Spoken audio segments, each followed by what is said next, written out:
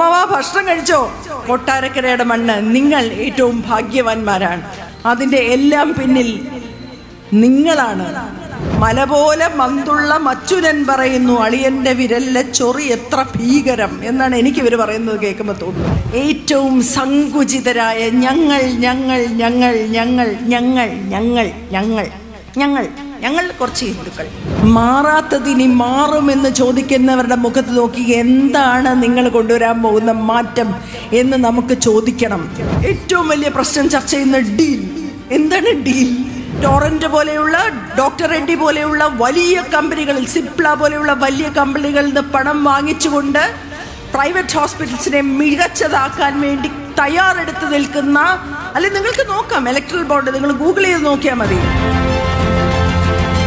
ഞാൻ ഇവിടെ വന്ന നമ്മുടെ സഖാക്കന്മാരോട് പലരോടും സംസാരിച്ച മുഖം കണ്ടതിലും എനിക്ക് ഏറ്റവും തോന്നിയ ഒരു കാര്യം, ചതിക്കപ്പെട്ടവരുടെ മുഖമാണ് നിങ്ങൾ പലരും. ഞങ്ങൾ കഴിഞ്ഞ പ്രാവശ്യം വരെ ഞങ്ങൾ മുദ്രാവാക്യം വിളിച്ച് നേടിക്കൊടുത്ത് ഞങ്ങൾ വളർത്തിയ ഒരു സഖാവ് ഇന്ന് കൊടി മാറി ഞങ്ങളെ ചതിച്ചിരിക്കുന്നു. അതിന് ഞങ്ങൾ പകരം ചോദിക്കുമെന്നൊരു മുഖമാണ് പലരിലും ഞാൻ കണ്ടത്. ശരിയോ തെറ്റോ? അത് ഈ കയ്യടി ഞാൻ വായിച്ചത്, നിങ്ങളുടെ മുഖത്ത് നിന്ന് വായിച്ചതിന് അടിവരയിടുകയാണ്. നമ്മുടെ ഒരു പ്രസ്ഥാനത്തിനെ ചതിച്ചു എന്നുള്ളതല്ല, ഈ പ്രസ്ഥാനത്തിൽ വിശ്വസിച്ച ഓരോ അണിയെയും, പ്രവർത്തിക്കുന്ന ഓരോ പ്രവർത്തകയും ചതിച്ചുകൊണ്ടാണ് കൊടി മാറാൻ സാധിക്കുന്നത്. ഈ നമ്മൾ ന്യൂസ് കണ്ടും, കള്ളപ്രചരണങ്ങളായ ന്യൂസ് കണ്ടും, റീലുകൾ കണ്ടും രാഷ്ട്രീയം പഠിച്ചവരല്ല.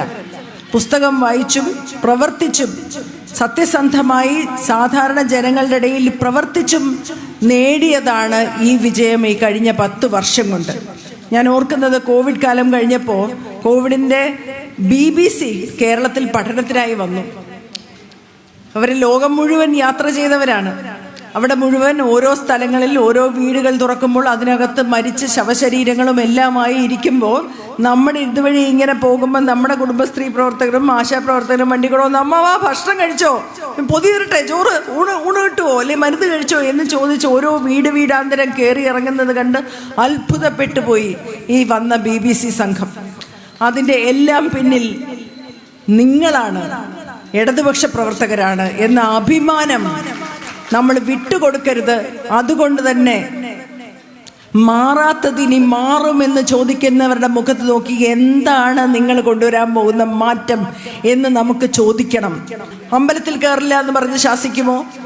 നിങ്ങൾ ഇടതുപക്ഷ പ്രവർത്തകയാണ്, നിങ്ങൾ അമ്പലത്തിൽ കയറാൻ പാടില്ല എന്ന് പറഞ്ഞ് നമ്മളുടെ നേരെ വാളുമായി വരുമോ? നമ്മൾ ജാതി ചോദിച്ച് നമ്മൾ എവിടെയാണ് ഇരിക്കേണ്ടത് എന്ന് ആൾക്കാർ നിശ്ചയിക്കുമോ? നമ്മൾക്ക് ഭക്ഷണം കഴിക്കുമ്പോൾ നിങ്ങൾ ഇരിക്കേണ്ടത് ആ പന്തിയിലാണ് എന്ന് പറഞ്ഞ് മാറ്റിയിരുത്തുമോ? ആ മാറ്റമാണോ നമ്മൾ പ്രതീക്ഷിക്കേണ്ടത്? ആ മാറ്റമാണോ നമ്മൾക്ക് വേണ്ടത്? മാറാത്തത് എന്താണ് കേരളത്തിൽ മാറേണ്ടത്? അവരോടാണ് നമുക്ക് ചോദിക്കേണ്ടത്.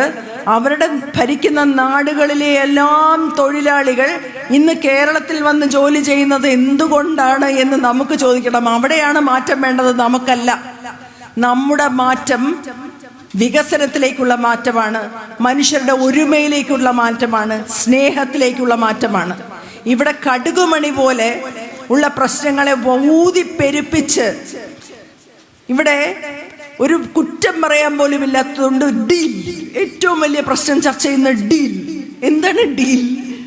ഭയങ്കരമായ തമാശയാണ് പ്രതിപക്ഷ നേതാവ് എന്ത് പറഞ്ഞാലും. അപ്പോൾ അദ്ദേഹം സംസാരിക്കട്ടെ, നമുക്ക് ചിരിക്കാൻ ഒരുപാട് കാര്യങ്ങൾ കിട്ടുന്നുണ്ട് എന്നല്ലാതെ എന്താണ് ഇവർ പറഞ്ഞുകൊണ്ടിരിക്കുന്ന ഒരു കാര്യം? മല പോലെ മന്തുള്ള മച്ചുരൻ പറയുന്നു, അളിയന്റെ വിരലിലെ ചൊറി എത്ര ഭീകരം എന്നാണ് എനിക്ക് ഇവർ പറയുന്നത് കേൾക്കുമ്പോൾ തോന്നുന്നത്. മല പോലെ മന്തുള്ള മച്ചുരൻ ചൊല്ലുന്നു, അളിയന്റെ വിരലിലെ ചൊറി എത്ര ഭീകരം. അയ്യോ, ചെറിയ ചെറിയ കാര്യങ്ങൾ ഇടതുപക്ഷത്ത് നടക്കുമ്പോഴും അതിനെ റീലാക്കിയും പ്രവർത്തിച്ചും അവരങ്ങനെ ചെയ്തതുകൊണ്ട് ഇടതുപക്ഷ പ്രസ്ഥാനം പോയി. ഇടതുപക്ഷ പ്രസ്ഥാനം എന്ന് പറയുന്നത് നേതാക്കളല്ല, തീർച്ചയായിട്ടുമല്ല. ഇപ്പം ഞാനൊരു ചെറിയ കാര്യം പറയാം. കേരളത്തിൽ തിരുവനന്തപുരത്ത് ആറ്റുകാൽ പൊങ്കാല നടക്കുന്നവർക്കറിയാം, സ്ത്രീകളുടെ മഹാ ഉത്സവമാണ്. അവിടെ നടന്നു കഴിഞ്ഞാൽ നിമിഷ നേരം കൊണ്ടാണ് അത് മുഴുവൻ ശുദ്ധിയാക്കുന്നത്, വൃത്തിയാക്കുന്നത്.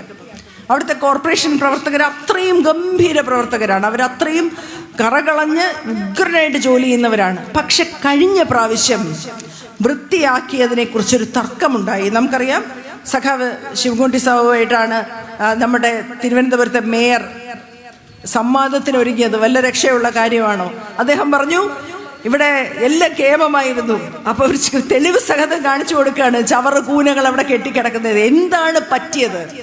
എന്താണ് തിരുവനന്തപുരം കോർപ്പറേഷൻ അത് വൃത്തിയാക്കാൻ സാധിക്കാത്തത് എന്ന് ചോദിച്ചാൽ, അവിടെ തിരുവനന്തപുരത്തുള്ള ഒരു മനുഷ്യരുടെ ഒരു കൂട്ടായ്മയുണ്ട്. അവിടുത്തെ റെസിഡന്റ് അസോസിയേഷൻ, അവിടുത്തെ ഡിവൈഎഫ്ഐ പ്രവർത്തകർ, അവിടുത്തെ ബഹുജന സംഘടനയിലെ പ്രവർത്തകർ, അവിടുത്തെ ഇടതുപക്ഷ പ്രവർത്തകരും കൂടെ ഈ വൃത്തിയാക്കലിൽ ചേർന്നുകൊണ്ടാണ് ഒറ്റ മനസ്സോടെ നിന്ന് കേരളത്തെ തിരുവനന്തപുരത്തെയും വൃത്തിയാക്കിക്കൊണ്ടിരുന്നത്. അവരെ ഒന്നും കൂട്ടി നിർത്താൻ, അവരെ ഒന്നും ഒരുമിച്ച് നിർത്താൻ അവർക്ക് സാധിക്കാതെ പോയത് കൊണ്ടാണ് അവരുടെ മാത്രം ആൾക്കാര് ഏറ്റവും സങ്കുചിതരായ ഞങ്ങൾ ഞങ്ങൾ ഞങ്ങൾ ഞങ്ങൾ ഞങ്ങൾ ഞങ്ങൾ ഞങ്ങൾ ഞങ്ങൾ ഞങ്ങൾ കുറച്ച് ഹിന്ദുക്കൾ ഇങ്ങനെ ചുരുക്കി ചുരുക്കി ചുരുക്കി കേരളത്തിനെ ഏറ്റവും ഇല്ലായ്മയിലേക്ക് കൊണ്ടുപോകാൻ പോകുന്ന മാറ്റം നമുക്ക് വേണോ? വേണോ? എനിക്ക് കേൾക്കാൻ വയ്യ, നല്ലപോലെ ഓർക്കം പറ. അപ്പൊ വേറൊരാൾ ചോദിക്കുന്നു, നമുക്ക് ഒരു മാറ്റം വേണ്ടേ? അല്ല, കുറച്ച് മാറ്റം വേണ്ടേ? വലിയ കുഴപ്പമൊന്നുമില്ല, ഇവരെന്നാലും ഒരു മാറ്റം വേണ്ടേ എന്നാണ് വേറൊരാളുടെ മുദ്രാവാക്യം. ഒരാൾ ചോദിക്കുന്നു, ഒരു മാറ്റം വേണ്ടേ? അല്ല, എന്തെങ്കിലും കുറ്റം പറയാനുണ്ടോ? കുറ്റമൊന്നും പറയാനില്ല, ഒരു മാറ്റമൊക്കെ ആവാൻ 10 വർഷമായില്ലേ എന്നൊരാള്. മറ്റവർ പറയുന്നത് മാറാത്തത് ഇനി മാറും. എന്താണ് മാറേണ്ടത്? ഇവിടുത്തെ റോഡാണോ മാറേണ്ടത്? വിദ്യാഭ്യാസമാണോ മാറേണ്ടത്? ആരോഗ്യമാണോ മാറേണ്ടത്? ഏറ്റവും കൂടുതൽ അറ്റാക്ക് ചെയ്യപ്പെടുന്നത് ആരോഗ്യമാണ്, ആരോഗ്യ രംഗമാണ്, ആരോഗ്യമന്ത്രിയാണ്. അത് ചുമ്മാതെ ഉണ്ടാകുന്ന റീലുകളും ചാനലുകളിലെ വർത്തമാനങ്ങളുമല്ല, പ്രതിപക്ഷത്തിന് അജണ്ടയാണ്. കാരണം അവര് പണം വാങ്ങിയിരിക്കുന്നത് ഫാർമ കമ്പനികളിൽ നിന്നാണ്. ടോറന്റ് പോലെയുള്ള, ഡോക്ടർ റെഡ്ഡി പോലെയുള്ള വലിയ കമ്പനികളിൽ, സിപ്ല പോലെയുള്ള വലിയ കമ്പനികളിൽ നിന്ന് പണം വാങ്ങിച്ചുകൊണ്ട് പ്രൈവറ്റ് ഹോസ്പിറ്റൽസിനെ മികച്ചതാക്കാൻ വേണ്ടി തയ്യാറെടുത്ത് നിൽക്കുന്ന, അല്ലെങ്കിൽ നിങ്ങൾക്ക് നോക്കാം, ഇലക്ട്രൽ ബോണ്ട് നിങ്ങൾ ഗൂഗിൾ ചെയ്ത് നോക്കിയാൽ മതി. അവിടെ നിന്ന് പണവും വാങ്ങിക്കൊണ്ടാണ് അവര് ഈ സംവിധാനത്തെ നശിപ്പിക്കാൻ നോക്കുന്നത്, നമ്മളുടെ ആരോഗ്യരംഗത്തെ താറടിച്ച് കാണിക്കാൻ നോക്കുന്നത്. നമ്മുടെ എല്ലാ മന്ത്രിമാരെയും വെച്ച് നോക്കുമ്പോൾ ഞാൻ പറയും, ഏറ്റവും അഭിമാനത്തോടെ പറയും, കൊട്ടാരക്കരയുടെ മണ്ണ് നിങ്ങൾ ഏറ്റവും ഭാഗ്യവാന്മാരാണ്. കാരണം ഒരമ്മ, ഇത്ര പണമാണ് നമുക്കുള്ളത്, അതിലെല്ലാവർക്കും എന്തെല്ലാം വീതിച്ച് കിട്ടണം. കയ്യൂക്കുള്ളവനല്ല, ഇല്ലാത്തവന് കൊടുക്കണം, ഏറ്റവും ദരിദ്രന് കൊടുക്കണം, ശബ്ദമില്ലാത്തവന് കൊടുക്കണം എന്ന വാത്സല്യത്തോടെ, കരുതലോടെ, പണത്തിനെ ഒരു കണക്കായിട്ടല്ല, മനുഷ്യരുടെ മുഖവും അവസ്ഥയുമായി കണ്ട് പിരിച്ച് ഓരോരുത്തർക്ക് അന്നം കൊടുത്ത ഒരു മനുഷ്യന്റെ നാടാണ് കൊട്ടാരക്കര. ശ്രീ KN ബാലഗോപാൽ ജയിക്കണം, ഇനിയും മുന്നേറണം, നമ്മുടെ മന്ത്രിയായി വരണം. വേണ്ടേ? ശ്രീ KN ബാലഗോപാൽക്ക് പോരാ, ഉശിരില്ല. എനിക്കതിന് ശൈലജയുടെ സഹായം വേണ്ടി വരും. ഞാൻ വിളിച്ചാൽ അത് ഉഷാറാവില്ല. ഞങ്ങൾ ഒരുമിച്ചൊരു നാടക സംഘത്തിൽ ജോലി ചെയ്തിരുന്നതാണ് കേട്ടോ. ഞങ്ങളുടെ അഭിമാനമാണ് ശൈലജ. ശൈലജയുടെ അഭിനയം നിങ്ങൾ കണ്ടിട്ടില്ല. ശൈലജ ഒന്ന് വിളിച്ച്. ശ്രീ KN ബാലഗോപാൽ, ശ്രീ KN ബാലഗോപാൽ,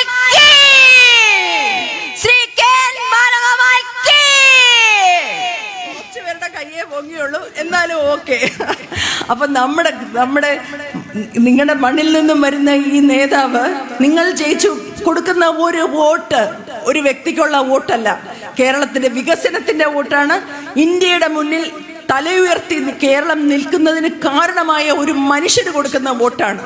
എത്രയെല്ലാം നമ്മളെ ശ്വാസം മുട്ടിക്കാൻ നോക്കിയാലും, നമ്മളോട് രാഷ്ട്രീയ പകപോക്കലോട് 5 പൈസ കൊടുക്കാതിരുന്നിട്ടും, ബഡ്ജറ്റിൽ കേരളം എന്നൊരു പേരുച്ചരിക്കാതിരുന്നിട്ടും, ഒരു മേഖലയിൽ പോലും തോപ്പിക്കാതെ സകല മേഖലകളിലും എണ്ണി എണ്ണി കേരളം ഒന്നാമതെത്തിയതിന് അതിന്റെ പിന്നിലെ ബുദ്ധിയാണ് നിങ്ങളുടെ ഇപ്പോഴത്തെ ഇവിടുത്തെ സ്ഥാനാർത്ഥി ശ്രീ KN ബാലഗോപാൽ. അദ്ദേഹം വിജയിച്ചു വരേണ്ടത് കേരളത്തിന്റെ ആവശ്യമാണ്, നമ്മുടെ ഓരോരുത്തരുടെയും ആവശ്യമാണ്.